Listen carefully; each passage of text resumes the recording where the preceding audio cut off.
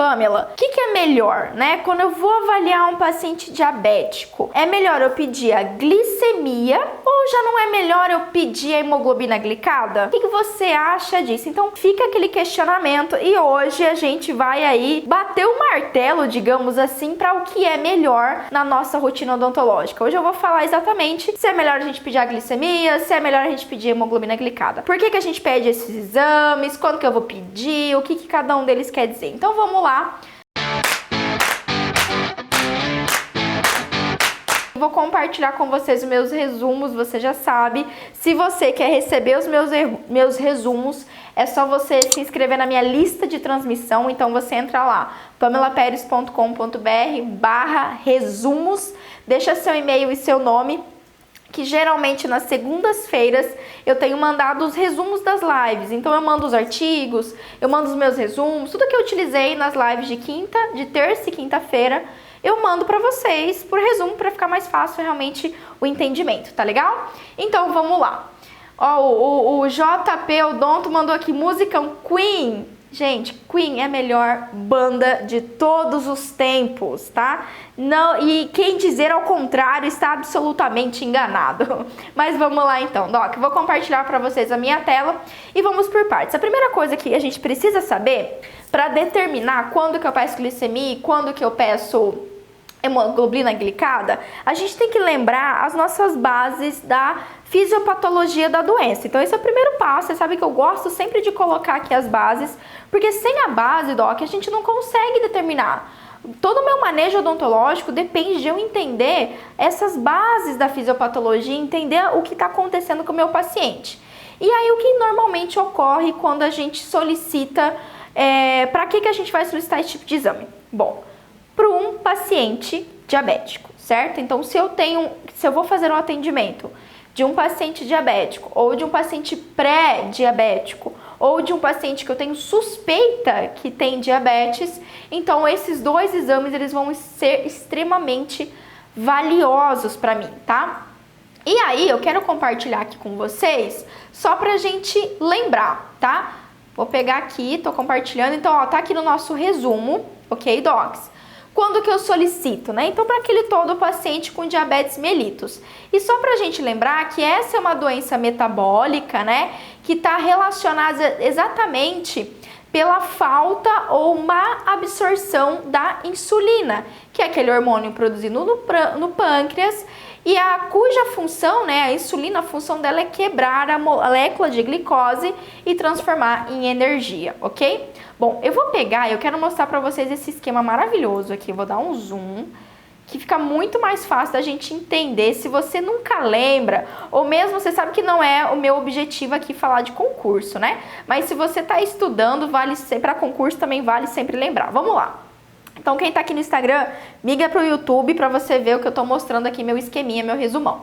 Bom, Doc, quando a gente se alimenta, né, um paciente rígido, eu, você, enfim, sem diabetes, quando a gente se alimenta, o que acontece? Existe uma alta taxa de glicose. A glicose ela é proveniente de carboidratos, de proteínas, de gorduras, enfim, todo alimento, tudo que a gente come tem glicose, certo? E ela é fundamental para a nossa sobrevivência. Então, uma vez que eu me alimentei, eu tenho uma alta taxa de glicose.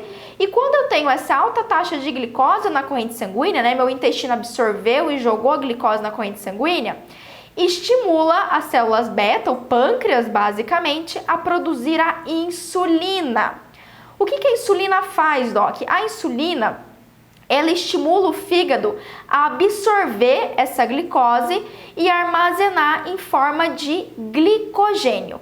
Por que o fígado faz isso? Porque quando eu não estou comendo, nos meus períodos ali entre as alimentações, ou meu período de jejum, mesmo o jejum durante o sono, eu tenho uma diminuição da glicose nos meus tecidos.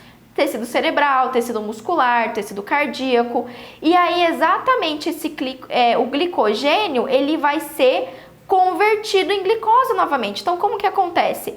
Tem baixa de glicose na corrente sanguínea nos tecidos, mais uma vez, aí vai ser as células alfas do pâncreas, vão liberar o que a gente chama de glucagon, e é o glucagon que vai fazer esse glicogênio se transformar novamente em glicose e ir de novo para a corrente sanguínea. Então, isso é um processo cíclico que acontece constantemente no nosso organismo, tá certo? Então, é assim que trabalha insulina, glucagon, a dupla sertaneja, né? Insulina e glucagon com vocês.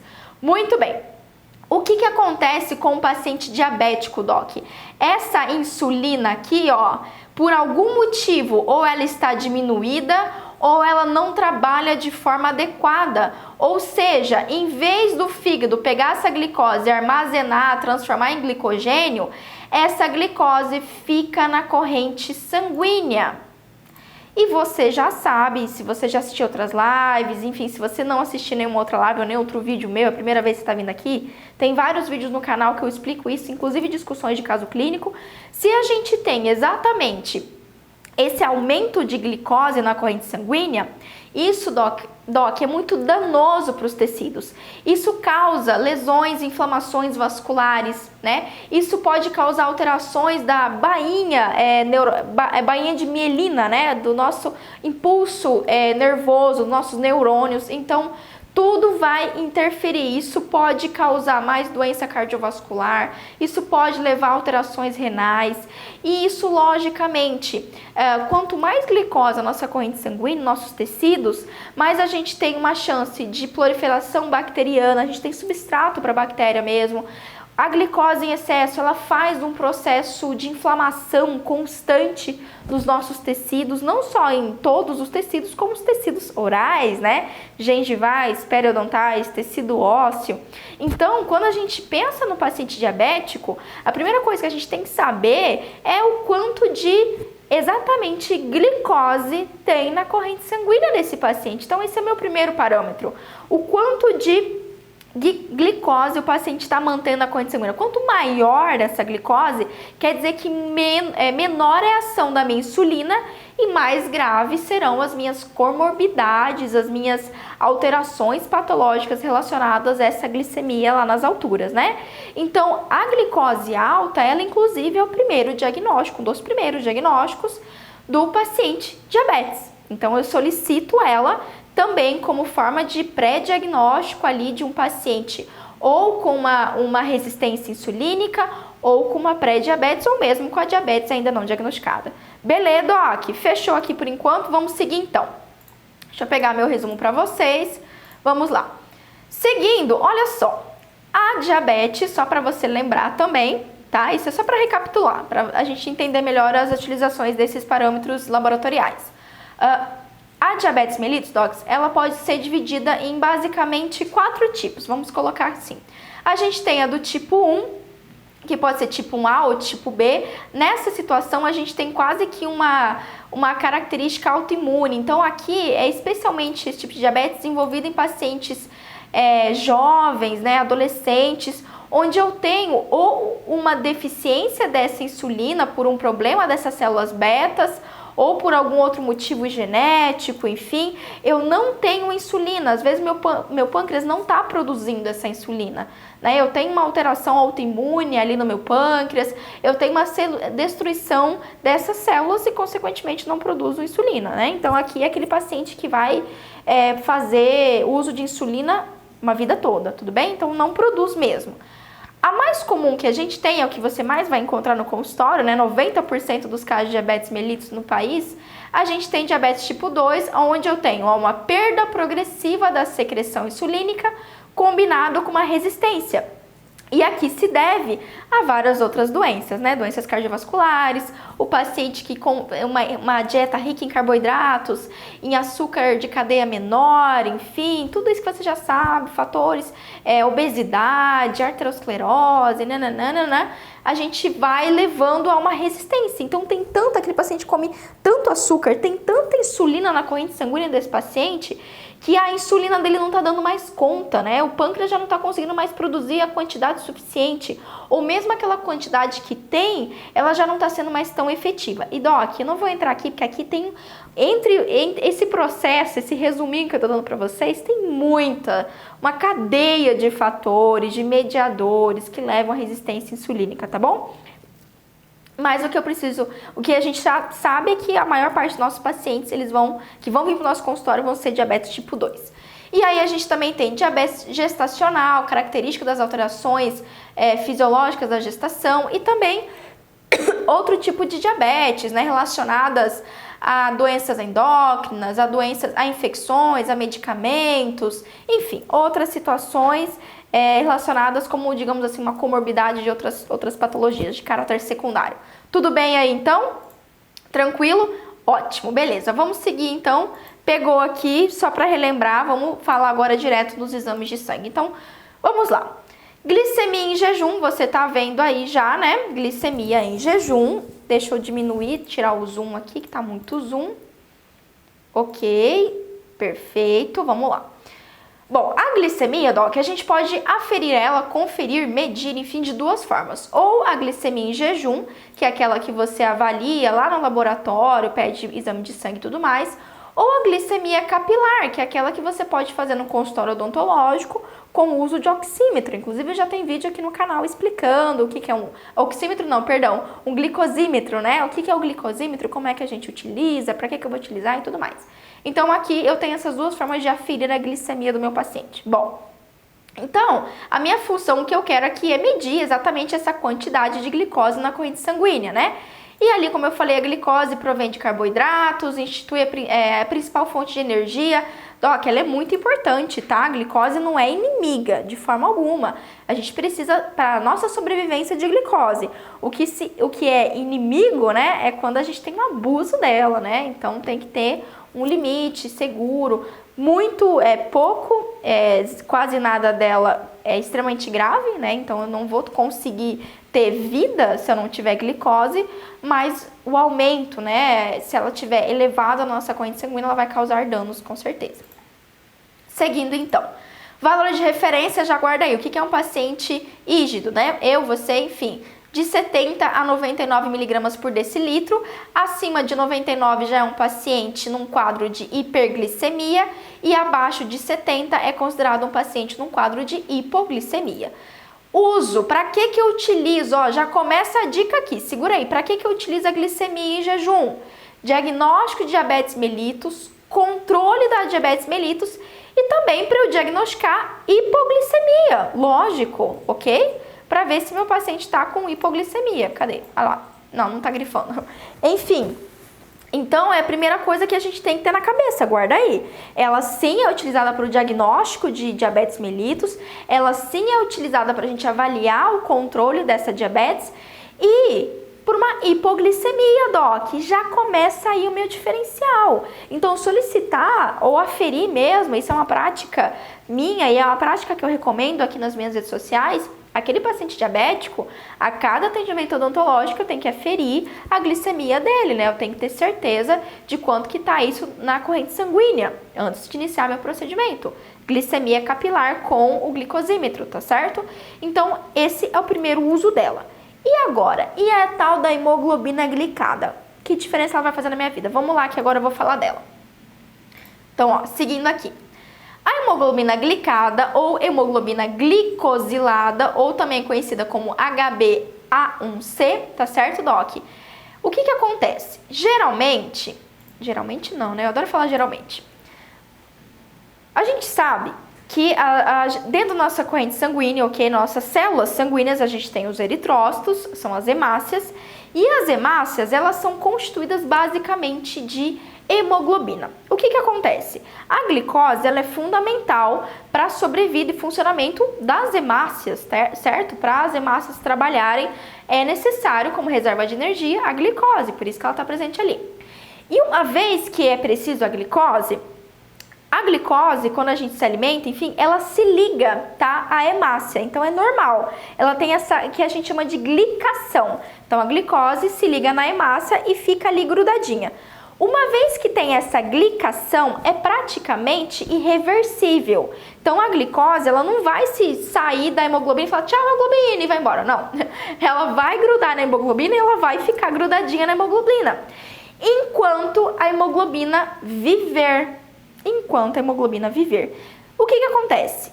A vida de uma hemoglobina vai variar ali de 90 a 120 dias, tá certo? Então, uma hemácia, uma vez que ela sai da medula óssea, ela tem um tempo de vida E aí, quando ela já trabalhou, a bichinha já fez o que tinha que fazer, ela se aposenta e sofre hemólise, ou seja, o próprio organismo, no fígado acontece inclusive isso, essa destruição das hemácias.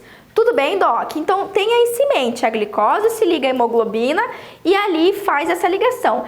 E o nome dessa ligação é o quê? Hemoglobina glicada. Então nada mais, nada menos do que a hemoglobina com quantidade de glicose ligada. Esse é o nome, fechou? Tranquilo aí? Muito bem. Olha lá o esqueminha para deixar bem legal para vocês. Então, ó, quando essa glicose liga essa hemoglobina continuamente, praticamente de modo irreversível, durante o tempo de vida da hemácia, 120 dias. Sendo assim, a hemoglobina glicosilada será proporcional ao nível plasmático médio de glicose nos 30 a 90 dias precedentes. Então, olha lá, olha esse esqueminha bonitinho para vocês. A gente tem as nossas hemácias aqui dentro dos nossos vasos sanguíneos e aí, dentro do nosso glóbulo vermelho, dentro da nossa hemácia, a gente tem a hemoglobina, lindinha hemoglobina. E a glicose se liga a essa hemoglobina. Quando ela se liga, a gente chama de hemoglobina glicada, normal, ok? E isso daqui, Doc, circula. Então, uma vez que ela se ligou, juntou, não separa mais, só na morte dessa hemácia. Portanto, anota aí. Quando eu solicito hemoglobina glicada, eu consigo ver ali um histórico da minha quantidade de glicemia do paciente, tá certo? Então, eu vejo um histórico de até 90 dias, de 30 a 90 dias para trás, ok? Como foi, quanto de glicose está grudada nessa hemácia, é isso que eu consigo ver nesse parâmetro. E aqui, ó, já vou mostrar para vocês quais são os valores de referência. Então, ó, geralmente, um paciente com quantidade adequada de glicemia, ele vai apresentar ali, né, a nossa hemoglobina glicada menor que 5,6%. Esse porcento representa o porcento de glicose grudada na hemácia. Basicamente é isso, tá certo? Um paciente pré-diabético vai variar de 5,7 a 6,4. E um paciente já com diabetes confirmadas, olha lá, 6,5. Portanto, o uso desse exame vai ser para monitoramento e adesão ao tratamento do paciente com diabetes mellitus. Previsão de complicações microvasculares diabéticas como retinopatia, nefropatia diabética, doença periodontal, pé diabético. Olha que top! Então, por que esse exame é legal? Por que o dentista adora pedir esse exame, né? Se você não gosta, então te apresento, vale a pena você solicitar.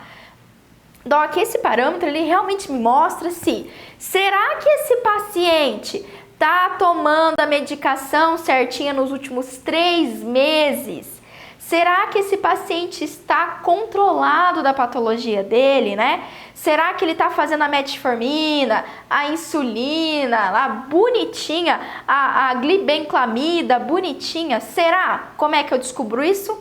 Solicito uma hemoglobina glicada. Tá? Solicito ela. Então, ela é muito, muito legal, exatamente para a gente avaliar melhor o paciente diabético. Por quê, Pamela? Você já ouviu falar? Às vezes aconteceu com você, eu já fiz isso, tá? Confesso que eu já fiz isso.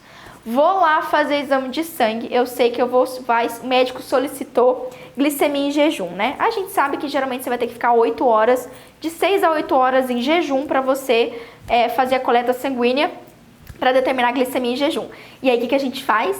Uns 2 dias antes a gente não come nada, né? Não come um pão, não come nenhum doce, não come nada. Você fala assim, pelo amor de Deus, senão minha glicemia vai ficar lá nos altos. Sim, porque é exatamente isso. Geralmente, a glicemia, o uso dela ali, né, vai ser em 8 horas de jejum. Praticamente eu vou estar num quadro de hipoglicemia. Então, o nível de glicemia na minha corrente sanguínea, ele é mínimo. É o de sobrevivência ali, certo? Vai estar a menor quantidade possível. Então, às vezes a gente faz isso. E tem paciente diabético que faz isso. Sem vergonhinha, que ele fala, a doutora vai pedir exame de sangue, a dentista vai pedir exame de sangue para tirar o dente, mas se a minha glicemia estiver alta, ai caramba, ela não vai querer tirar. Então o que eu faço? Eu fico sem comer 3 dias nenhum açúcar. Aí vai medir minha glicemia, tá de boa. Ah, mas aí o que a gente faz? A gente pega na hemoglobina glicada, que não tem volta, não tem escapatória. você descobre se aquele paciente realmente está controlado com esse parâmetro. Por isso que ele é tão importante. Aí vem aquela pergunta, né? A grande pergunta da nossa live. Ok, Pamela, então eu sempre só vou pedir hemoglobina glicada. Só vou pedir isso. Não vou nem pedir glicose, é muito mais efetiva pedir hemoglobina glicada. Pois é, não, Doc. Na verdade, a resposta para essa pergunta é: qual que é melhor? Nenhuma das duas. As duas vão trabalhar de forma juntas. As duas são importantes para avaliação do nosso paciente diabético, tá? Vou mostrar um quadro para vocês que vai ajudar a exemplificar isso. Então, vamos lá? Olha só, Doc. Aqui a gente tem esse quadro que é da Sociedade Brasileira de Diabetes, tá certo? E ele mostra os critérios laboratoriais para diagnóstico de normoglicemia, pré-diabetes e diabetes mellitus, tá certo? Então, o que ele fala? Ó, um paciente, você saudável, a glicemia em jejum geralmente vai estar menor que 100 e a hemoglobina glicada menor que 5,7. Existe outro parâmetro também de investigação que é esse daqui, ó. Talvez você já tenha feito esse exame, que é a tal da curva glicêmica. Você já fez exame de sangue? Caramba, é um dos piores exames para se fazer no planeta, ou exame péssimo. Como que funciona? Você vai lá para o laboratório, faz a primeira coleta de sangue. Você vai em jejum para o laboratório e faz a primeira coleta de sangue. Aí você toma um copo, tá? Um copo de... Tá até aqui, deixa eu até pegar para não falar errado para vocês, ó. 75 miligramas de glicose. É basicamente, você vai tomar, Doc, um xarope, você toma um xarope de glicose pura. É água com açúcar puro, puro, puro. Você toma aquilo, tá? Toma aquilo de 1 a 2.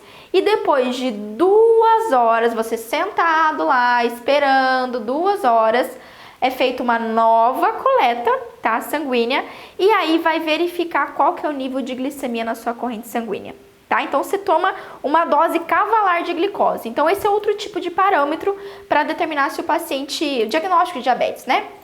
Então, ó, após 2 horas da sobrecarga, geralmente eu e você vamos estar com uma glicemia menor que 140, né? Porém, aí começa a modificar, né? Um paciente pré-diabético, Doc, a glicemia estará entre 100 e 126, a hemoglobina glicada entre 5,7 e 6,5, e a glicose, ó, vai estar ali na casa dos 140 até os 200. Pamela, por que é legal? Por que a gente tem essa curva glicêmica, né? O que esse exame me mostra, inclusive? Dá para eu solicitar isso no meu paciente? Dá. Assim, ele é legal para a gente ter o diagnóstico preciso. O diagnóstico mesmo de diabetes é complementar ao diagnóstico de diabetes mellitus. Mas na nossa rotina clínica não é necessário, de verdade. Glicose, hemoglobina glicada é mais que suficiente. O que é interessante? Como fez esse shot de glicose, em 2 horas o meu pâncreas tem que trabalhar, produzir insulina para pegar toda essa glicose e mandar lá para o fígado. Um paciente com uma resistência insulínica, esse exame é legal por causa disso, para ver essa resistência, esse começo do diabetes. O paciente com resistência, durante esse tempo, ele não vai dar conta. Então, aquele período vai demorar muito, muito mais tempo para ele fazer esse processo. E, consequentemente, me mostra essa resistência. Top, né? Muito legal. Seguindo, um paciente diabético, então, a gente considera o paciente diabético, Doc, com glicose em jejum acima de 126, glicose depois de 2 horas acima de 200, tá? Glicose ao acaso, ó, do nada você mediu uma glicose lá acima de 200 ou a hemoglobina glicada acima de 6,5. Então, o que isso daqui me diz? Me diz, Doc, que eu preciso de ambos para determinar o parâmetro do meu paciente. Eu posso até pedir a hemoglobina glicada para eu verificar esses 90 dias aí do meu paciente, né? Para eu ter os valores, como é que fala a palavra? Retrocedentes? É retrocedentes, amor? Eu não lembro agora. Enfim, você vê 90 dias para trás, eu esqueci o termo agora. Mas aí você solicita isso sim para você avaliar o quanto seu paciente está compensado. Só que, lembre-se de uma coisa, a hemoglobina glicada, ela é um valor que você vê para trás, daquele dia que você fez para trás, 90 dias para trás, de 30 a 90 dias para trás. E para frente, por exemplo, eu posso solicitar, é legal eu solicitar minha hemoglobina glicada, e essa é a dica que eu dou para vocês, para minha avaliação, para o meu planejamento odontológico. Só que durante o meu tratamento odontológico, é imprescindível eu saber qual é a glicemia do dia do meu paciente. 2 motivos. Motivo número 1, para eu identificar uma hipoglicemia, porque a hemoglobina glicada não me indica hipoglicemia, Doc. Ela me indica se o paciente está fazendo uso da medicação certinha, se ele está controlando a alimentação e tudo mais. Mas ela não me fala na hora qual é a glicemia do paciente. Eu não consigo identificar uma hipoglicemia. Por quê? Um paciente diabético tipo 1 ou tipo 2, especialmente tipo 1, a chance dele ter um quadro de hipoglicemia é alta. Então, se ele não se alimentou direito, se é um paciente com nível de ansiedade importante, ele pode ter um quadro de hipoglicemia. E eu só consigo identificar isso verificando a minha glicemia. Inclusive, a glicemia capilar, aquela que a gente usa o glicosímetro dentro do consultório odontológico. Então, não precisa nem ser em jejum. Inclusive, quando eu solicito o exame laboratorial mesmo, geralmente eu peço a glicemia, mas eu quero mais ver hemoglobina glicada. Agora, na minha rotina de atendimento, cada vez que eu vou atender esse paciente diabético, eu faço a glicemia capilar. Na hora eu sei, naquele momento eu sei como que está o quadro de saúde do meu paciente. Então essa é a grande diferença. E é por isso que as duas são complementares e não dá para você abandonar a glicemia em jejum ou a glicemia capilar, Doc. A gente adiciona a hemoglobina glicada, mas a gente não esquece desse outro parâmetro. Então eu verifico hipoglicemia e eu verifico a hiperglicemia e eu verifico pra frente, né, daquele dia de atendimento pra frente. Então, minha consulta inicial eu aferi a glicemia do meu paciente e eu notei que estava 200, ok. Na próxima consulta eu vou aferir de novo.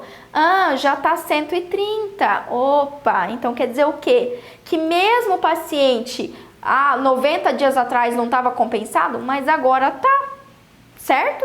Se você fez orientações para esse paciente, você puxou a orelha dele igual eu faço. Você falou, olha, seu João, o senhor tem que tomar o medicamento do senhor no horário. O senhor tem que, enquanto o senhor estiver sobre atendimento odontológico, no mínimo, pelo menos enquanto o senhor estiver aqui comigo, né, fazendo os procedimentos, eu não quero que o senhor fique comendo um monte de macarrão, um monte de batata, um monte de carboidrato. Eu quero que o senhor tenha uma alimentação mais equilibrada, eu quero que o senhor coma verdura, legume e carne, é isso que eu quero que o senhor faça durante esse planejamento, enquanto o senhor estiver aqui comigo, pelo menos, eu falo isso, pelo menos enquanto o senhor estiver aqui comigo, por favor, porque senão a gente não vai ter uma boa cicatrização, o senhor pode perder o implante do senhor, o senhor pode sentir dor durante a cirurgia, essa gengiva do senhor não vai cicatrizar nunca. Eu faço terror, faço mesmo. Faço o terror mesmo, nessas horas é legal fazer o terror. Mas eu explico isso para o paciente. Então, a glicemia eu vou sempre preferir, porque aí eu vou acompanhar o meu paciente. Eu vou exatamente saber se com as minhas orientações, com a minha solicitação, ele está cuidando, né? Ele está cuidando. Ou mesmo eu vi a hemoglobina glicada e tá uma bagunça, aferi a glicemia, tá lá nas alturas, encaminhei para o médico, para esse paciente estabilizar melhor o quadro de saúde dele. Quando ele voltar, eu tenho que saber se ele está mantendo isso, né? Porque pode ser que ele foi há 1 mês atrás do médico, o médico já alterou a medicação desse paciente, mas ele não toma. Ou ele faz uma dieta completamente cariogênica, digamos assim, né? Cheia de açúcar, desbalanceada. O médico não vai fazer milagre, Doc. Se o paciente não cuidar da própria saúde dele, não adianta nada. Você pode encaminhar para o médico 20 vezes que não vai mudar em nada. Tá certo? Então a gente solicita a glicemia exatamente para acompanhar isso. Tudo bem? Vocês viram? Por isso que a gente tem que utilizar as duas. Não dá para você escolher. Não tem uma melhor e uma pior. As duas são excelentes. As duas têm que ser utilizadas na nossa rotina clínica, nos nossos planejamentos. E as duas vão ali trabalhar com uma dupla sertaneja, né? Vão trabalhar de forma junta para avaliar momentos diferentes do meu paciente. Deixa eu ver se tem mais alguma coisa aqui no meu resumo que eu gostaria de falar para vocês. Aqui, vou deixar aí para você o que eu acabei de falar, né? A hemoglobina glicada é indicada sempre no início do tratamento para avaliar se o paciente está realmente compensado ou não, e a glicemia aferida a cada consulta para identificar quadros de hipoglicemia ou picos hiperglicêmicos. Salva de palmas para os nossos exames laboratoriais. Doc, clareou na sua mente isso? Ficou mais claro? Você sabe agora quando é que você vai usar as duas? Top, se é isso, então está concluída a nossa live.